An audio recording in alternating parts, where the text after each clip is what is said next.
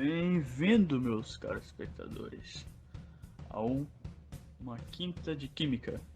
Hoje iremos entrevistar um dos químicos mais famosos de hoje em dia, Dmitry Medlev. Qual é a sua história, meu caro cidadão? Eu nasci em Tobolsk, na região leste da Sibéria, no dia 8 de fevereiro de 1834. Meu pai era diretor da escola local e a família da minha mãe instalou a primeira fábrica de vidro da Sibéria, que pegou fogo quando eu tinha 17 anos.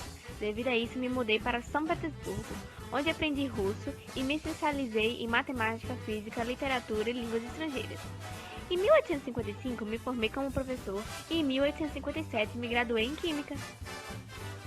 Sabemos que você contribuiu com a tabela periódica, mas como?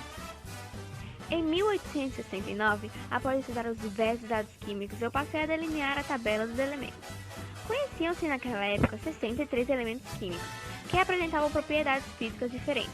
Alguns eram leves, alguns pesados, alguns eram líquidos em condições normais e outros sólidos em outras situações. Outros elementos eram normalmente líquidos e excepcionalmente sólidos. Alguns eram gases leves, outros gases pesados. Alguns eram tão ativos que se tornavam perigoso manuseá-los sem proteção. Outros permaneciam inalterados durante anos.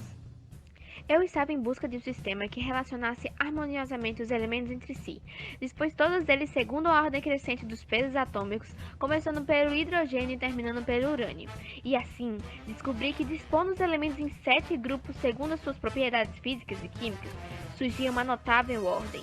As mesmas propriedades repetiam-se de 7 em 7 elementos. A tabela periódica podia, então, ser usada para fazer previsões a respeito do comportamento químico dos elementos pela simples observação do lugar ocupado pelos elementos no esquema. E assim, eu poderia usar a tabela periódica para prever como seriam os elementos que faltava descobrir. Os elementos silício, galho, germânio e escândido foram encontrados depois, e com propriedades que eu previ. Desde então, a tabela tem sido revista. Os elementos passaram a ser dispostos segundo a ordem dos números atômicos, ou seja, segundo o número de prótons existentes no átomo de elementos. Com algumas exceções, os números atômicos seguem a mesma ordem dos pesos atômicos. Pense foi uma quantidade gigante de informação que você jogou pra gente. Mas eu agradeço assim mesmo. E acho que podemos encerrar o programa. Obrigado pela sua presença. Eu nem sabia que você estava vivo ainda.